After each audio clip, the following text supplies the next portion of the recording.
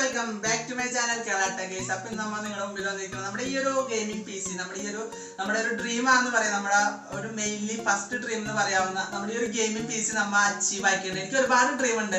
അപ്പൊ അതിന്റെ ഒരു ഡ്രീമാണ് നമ്മുടെ ഈ ഒരു ഗെയിമിംഗ് PC. അപ്പൊ അടുത്തതായിട്ട് എന്റെ ഒരു മെയിൻ ഡ്രീം എന്ന് വെച്ചാൽ ഗൈസ് ഒരു മെയിൻ ഡ്രീം ഉണ്ട്. അത് എന്താന്ന് പറയാലേ, എന്തായാലും പറയാ. അപ്പൊ അടുത്ത ഡ്രീം എന്ന് പറഞ്ഞാൽ നമ്മുടെ ഒരു ചാനൽ റീച്ച് ആക്കാം, ഒരു 100K എൻ്റെ ഒരു സ്വപ്നമാണ്.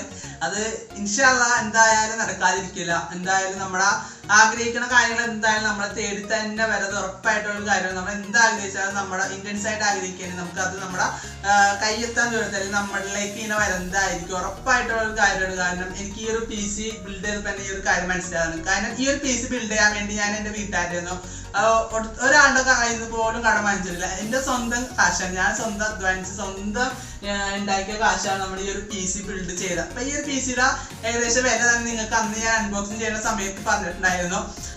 അന്ന് പറഞ്ഞ അതേ വില തന്നെയാണ്, പക്ഷെ കുറച്ച് വ്യത്യാസമുണ്ട്. ഏകദേശം ഈ ഒരു PC ഇതുപോലെ നിങ്ങൾക്ക് ഈ കാണണമെങ്കിൽ ഈ ഒരു മൊത്തമായിട്ട് ഏകദേശം ഒരു 90K സംതിങ് ആയിട്ടുണ്ട്.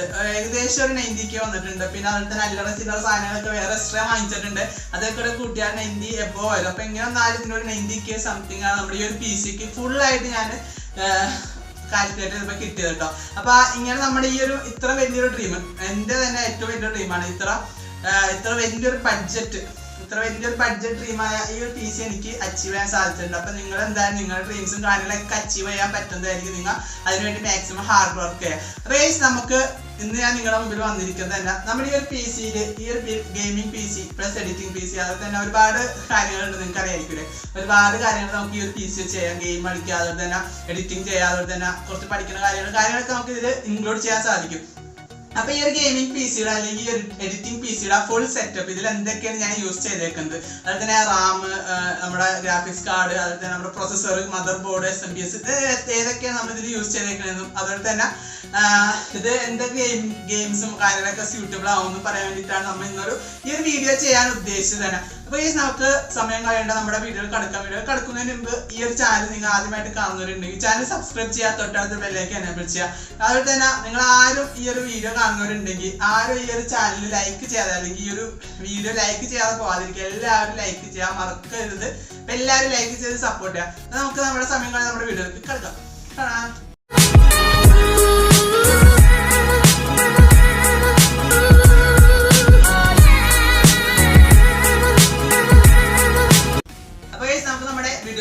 അപ്പൊ നമ്മുടെ ഈ ഒരു PCക്ക് എന്തൊക്കെ കമ്പോണൻസ് ആണ് നമ്മൾ യൂസ് ചെയ്തേക്കുന്നത്.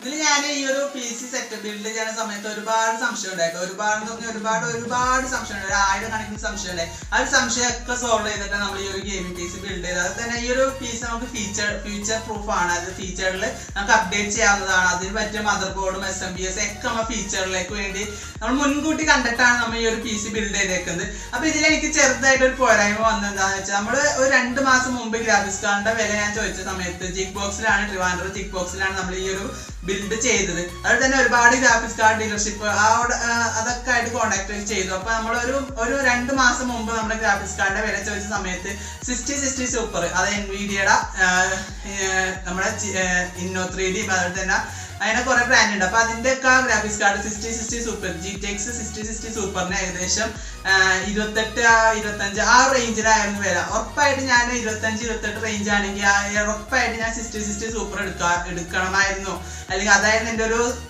ആഗ്രഹം എന്ന് പറഞ്ഞത്. പക്ഷെ പെട്ടെന്നായിരുന്നു ആ ഒരു സഡൻ MRP ഇൻക്രീസ് ആക്കിയത് 6060 സൂപ്പറിന്റെ.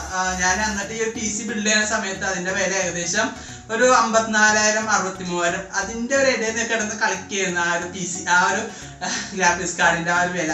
അപ്പൊ ശരിക്കും അത്ര ബഡ്ജറ്റ് എന്തായാലും എന്റെ കയ്യിലില്ല. കാരണം ആ ഒരു ബഡ്ജറ്റിലാണ് നമ്മൾ PC ബിൽഡ് ചെയ്യണമെങ്കിൽ ഏകദേശം ഒരു 1.5 ലക്ഷം രൂപ ഈ ഒരു PCക്ക് വന്നേന. അപ്പൊ ഗ്രാഫിക്സ് കാർഡ് എന്തായാലും വില കുറെ ചാൻസ് ഉണ്ട്. അപ്പൊ നമ്മൾ എന്തായാലും വാങ്ങിക്കുന്നതായിരിക്കും. പിന്നെ ഈ ഒരു PC കൊണ്ട് മെയിൻ ഞാൻ ഉദ്ദേശിച്ചേക്കുന്നത് മൈനിങ് ഉണ്ട് കേട്ടോ.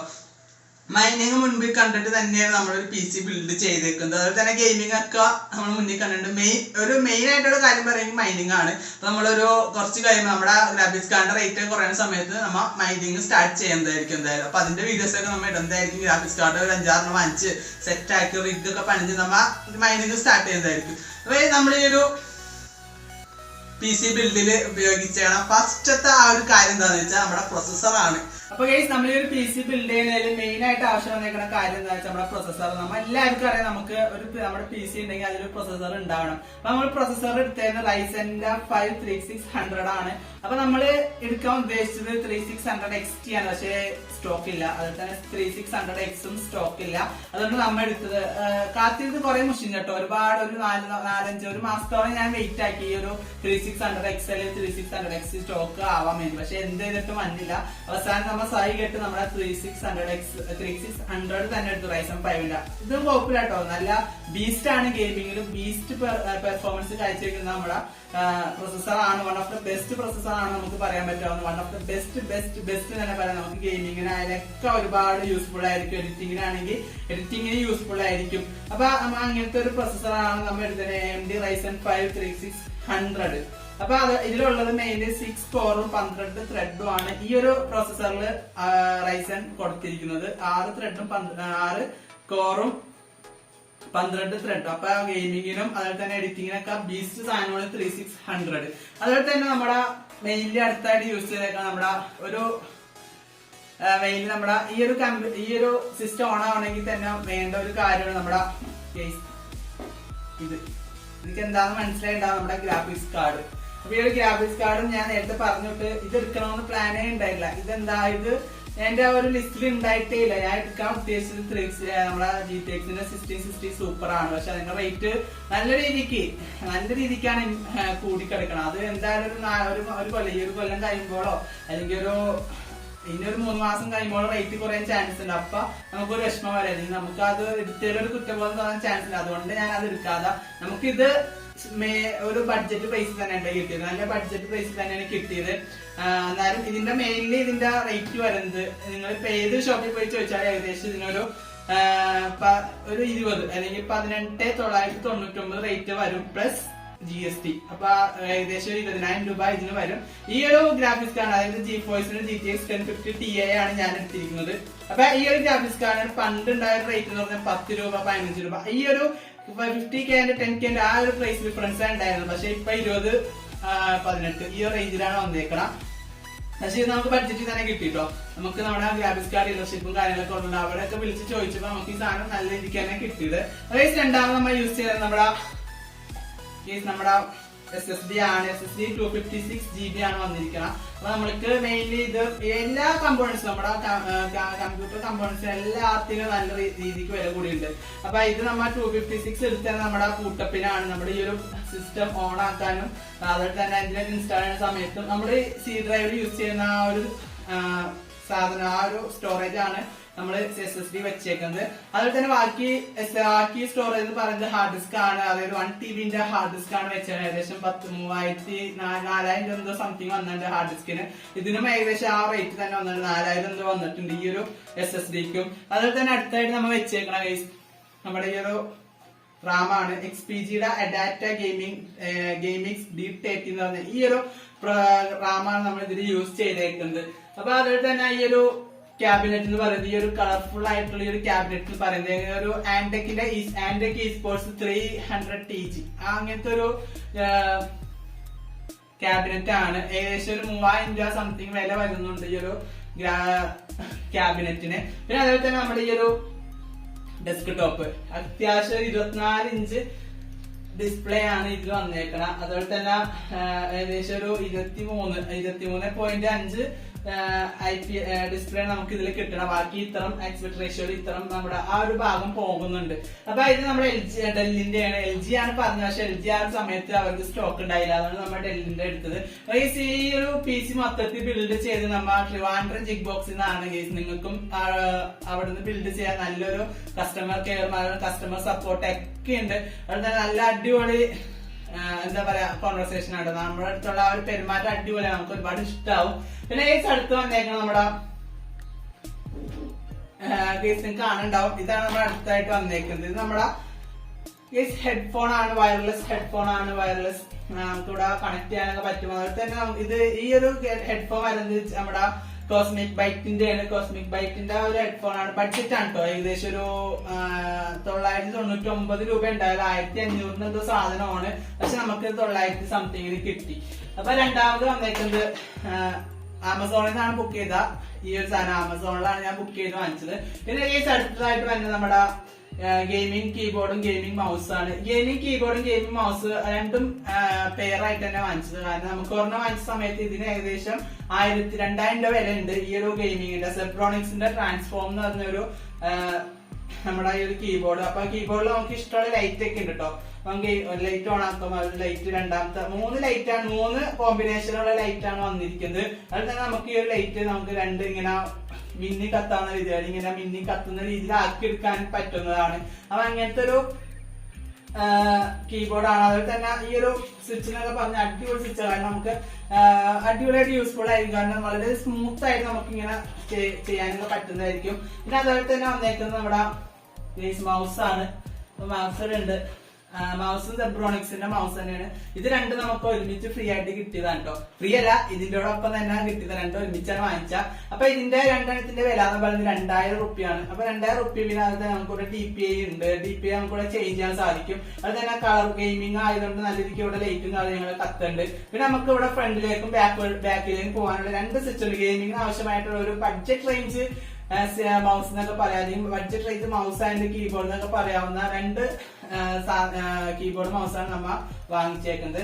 അപ്പൊ പിന്നെ അതുപോലെ തന്നെ പിന്നെ അതുപോലെ തന്നെ നമ്മൾ എടുത്തത് ഇതും ഓൺലൈനായിട്ട് വാങ്ങിച്ചതാണ്. നമ്മൾ ഫ്ലിപ്കാർട്ടിൽ നിന്ന് നമ്മുടെ സ്പീക്കറാണ്. സ്പീക്കറിന്റെ ശരിക്കും ആവശ്യമില്ല. കാരണം എല്ലാം ഞാൻ കേൾക്കുന്നത് ഈ ഒരു സാധനത്തില് നമ്മുടെ കോസ്മിക് ബൈറ്റിന്റെ ഈ ഒരു ഹെഡ്ഫോണിലാണ്. എന്നാലും നമ്മൾ എടുക്ക വാങ്ങിച്ചത് ഒരു 700 രൂപ റേഞ്ച് ഉള്ളു ഈ ഒരു സെബ്രോണിക്സിന്റെ ഈ ഒരു സ്പീക്കറിന്. അപ്പൊ ഇങ്ങനെ അങ്ങനെ നമ്മുടെ ഒരു PC ക്ക് ആവശ്യമായിട്ടുള്ള എല്ലാ കാര്യങ്ങളും വാങ്ങിച്ചിട്ടുണ്ട്. പിന്നെ അതുപോലെ തന്നെ അതിന്റെ ഉള്ളിലൊക്കെ ഫുൾപ്പൺ ലൈറ്റുകളാണ്. അതൊക്കെ നിങ്ങൾ ഈ ഒരു വീഡിയോ കാണുന്നേക്കുമ്പോ കണ്ടിട്ടുണ്ടാവും. മൊത്തം ലൈറ്റ് ആവുന്നത് നമ്മുടെ ഈ ഒരു ക്യാബിനറ്റിന്റെ മൊത്തം ലൈറ്റ് നമുക്ക് ചേഞ്ച് ചെയ്യാൻ സാധിക്കും. ഒരുപാട് ലൈറ്റ് ആയിട്ട് ഇങ്ങനെ കൺവേർട്ട് ചെയ്യാൻ, അതുപോലെ തന്നെ മിന്നി കത്തുന്ന ലൈറ്റുകളൊക്കെ ആക്കി നമുക്ക് മാറ്റാൻ പറ്റും. പിന്നെ അതുപോലെ തന്നെ നമ്മുടെ മെയിൻ ആയിട്ട് ഇതിൽ വെച്ചാണ് SMBS ആണ്. SMBS എന്ന് പറയുന്നത് നമ്മുടെ കൂളം മാസ്റ്ററിന്റെ 550 വാട്ടിന്റെ ഒരു SMBS ആണ് വന്നേക്കുന്നത്. 550 മീൻസ് അത്രയൊന്നും വേണ്ടി വരില്ല. സാധാരണ 450 വാട്ടിന്റെ ഒക്കെ മതിയാവും. പക്ഷെ നമ്മ ഫീച്ചർ പ്രൂഫും അതുപോലെ തന്നെ നമുക്ക് മൈനിങ്ങിന് വേണ്ടിയിട്ടാണ് നമ്മ 550 വാട്ട് യൂസ് ചെയ്തേക്കുന്നത്. മൈനിങ്ങിന് കുറെ കൂടുതൽ ഗ്രാഫിക്സ് കാർഡ് വെക്കുമ്പോൾ അതിന്റെ അനുസരിച്ചുള്ള SMBS ആവശ്യമായിട്ട് വരും.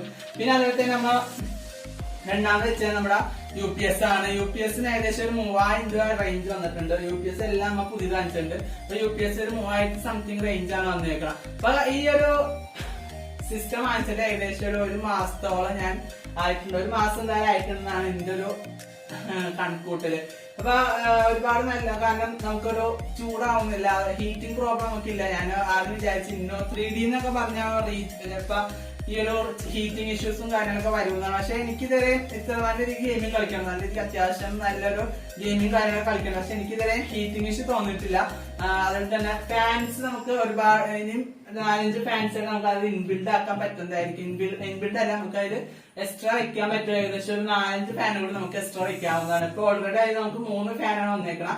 ഒന്ന് ഫ്രണ്ടിലും അതിന് ഒന്ന് റിയറിലും ഉണ്ട്. പിന്നെ ഒന്ന് CPU അല്ല, നമ്മുടെ പ്രൊസസറിന്റെ ഫാനും. അപ്പൊ ഇങ്ങനെ 3 ഫാനാണ്. പിന്നെ അത് മൊത്തം കൂളിംഗ് സിങ്ക് ആ ഒരു മദർ ബോർഡിലുണ്ട്. മദർ ബോർഡും അടിപൊളിയായ ഒരു ബഡ്ജറ്റ് എല്ലാവരും അത്യാവശ്യം ഒരു പ്രീമിയം വെർഷനാണ് നമ്മൾ എടുത്തേക്കുന്നത്. പിന്നെ തന്നെ ഗൈസ് നമ്മുടെ സ്ട്രീമിംഗ് സെറ്റപ്പ് ഒരു മാസം കൂടി നമ്മൾ വെയിറ്റ് ചെയ്യേണ്ടിയിരിക്കും. നമുക്ക് നമ്മുടെ ലെനോവയുടെ ഒരു വെബ്ക്യാം എടുക്കാനാണ് നമ്മൾ നോക്കണം. അപ്പൊ ലെനോവയുടെ വെബ്ക്യാം വന്നിട്ട് നമുക്ക് സ്ട്രീമിംഗ് നടത്താൻ വേണ്ടി, അപ്പൊ അതിനുവേണ്ടിയുള്ള എല്ലാ സെറ്റപ്പും കാര്യങ്ങളൊക്കെ നമ്മ റെഡി ആക്കി വെച്ചിട്ടുണ്ട്. അപ്പൊ വേറെ ഒന്നും പറയാനില്ലാന്ന് തോന്നുന്നുണ്ട്. കാരണം നമ്മുടെ ഒരു ഗെയിമിംഗ് PCയുടെ എല്ലാ കാര്യങ്ങളും പറഞ്ഞു. നമ്മുടെ ഒരു ഗെയിമിംഗ് ഡെസ്ക് ടോപ്പ് ആണ്. അപ്പൊ ഏകദേശം 75 Hz നമുക്ക് കിട്ടേണ്ട റിഫ്രഷ് റേറ്റ്.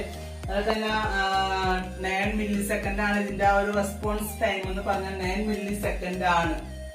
അത്യാവശ്യം പടപടയിൽ നമുക്ക് PUBG ഫ്രീ ഫയർ ഒക്കെ കളിക്കാൻ കിട്ടും.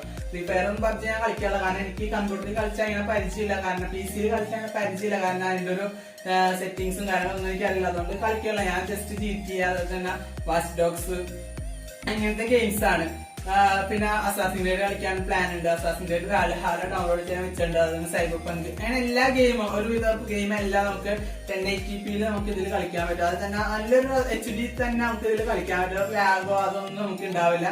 പിന്നെ ഇടയ്ക്ക് എന്തെങ്കിലുമൊക്കെ ഡൗൺലോഡ് ചെയ്യാൻ ഒരു 5-6 ഒരിടയ്ക്ക് എന്തോ ലാഗ് ഞാൻ ഫീൽ ചെയ്തു. കാരണം ഒരു 4-5 ഇത്ര GB ഫൈൽസ് ഡൗൺലോഡ് ചെയ്യാൻ വെച്ചിട്ടുണ്ടായിരുന്നു. ഒന്ന് നമ്മുടെ ഫോർസ ഹോറിസൺ, പിന്നെ അതുപോലെ തന്നെ ഫിഫ, ഇങ്ങനെ അടങ്ങിയ ഒരു 100-120 GB ഒരു ഫയൽ നമ്മൾ ഇതില് ഡൗൺലോഡ് ചെയ്യാൻ പറ്റുന്നുണ്ടായിരുന്നു. ആ ഒരു സമയത്ത് ഗെയിം കളിച്ച സമയത്ത് എന്തോ ഒരു ലാഗ് ഉണ്ടായിരുന്നു, എന്തോ ചെറിയൊരു ലാഗ്, ചെറിയൊരു പിടുത്തം. അതുപോലെ തന്നെ ബാക്കിൽ റെൻഡറിങ് നടക്കുക, നമ്മുടെ വീഡിയോ കാര്യങ്ങൾ ചെയ്യണേണ്ട ആ ഒരു റെൻഡറിങ് കാര്യങ്ങളും ബാക്കിൽ നടക്കണ്ടായിരുന്നു. അപ്പൊ അത്ര വലിയൊരു ലോഡ് വന്നപ്പോ ചെറുതായിട്ടൊരു ലാഗ് വന്നോളൂ.